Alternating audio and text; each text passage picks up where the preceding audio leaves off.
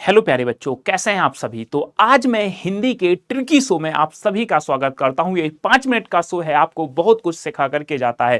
प्यारे बच्चों, आज का शो है क्रिया विशेषण को लेकर के। बच्चों को जिनको नहीं पता कि क्रिया विशेषण कितने प्रकार के होते हैं, कैसे वर्क करते हैं, मैं आपको आज वही बताने आया हूं। तो चलिएगा सेशन की शुरुआत करते हैं।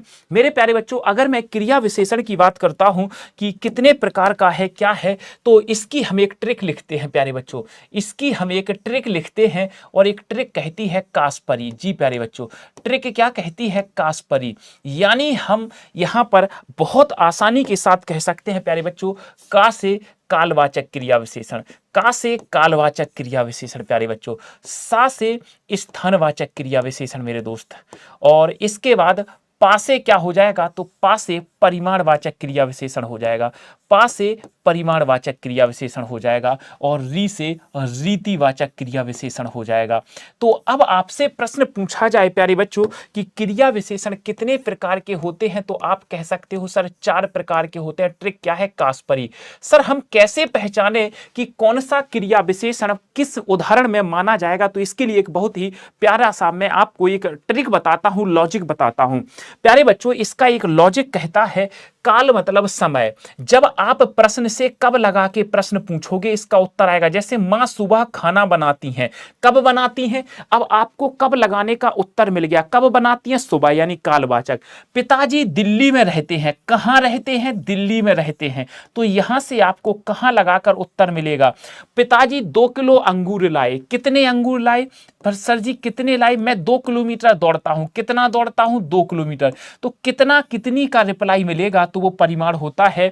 अब काम करने की प्रोसेस, माताजी जल्दी जल्दी रोटी बनाती हैं। माताजी कैसे रोटी बनाती हैं? जल्दी जल्दी। तो आप देखो, इन 4 में से आपको क्रिया से प्रश्न पूछो, आप क्या करेंगे? क्रिया से क्वेश्चन पूछेंगे। जो भी आपकी क्रिया है, आप क्रिया से प्रश्न पूछो। सर क्रिया से प्रश्न पूछना है, और क्या प्रश्न पूछना है आपको? इन 4 में से कुछ ना कुछ पूछना है। अब आप क्रिया से प्रश्न पूछेंगे कब लगा के? सर कहां लगा के? ध्यान से देखिएगा प्यारे बच्चों, कहां लगाकर?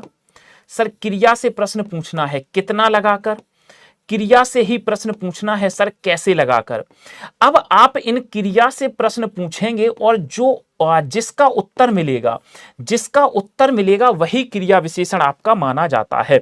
सपोज करो आपने कब लगा के प्रश्न किया, तो आपका उत्तर निकल आया, तो वो कालवाचक क्रिया विशेषण होगा। जिसका भी उत्तर निकलेगा वही क्रिया विशेषण हमारा निकल करके सामने आएगा।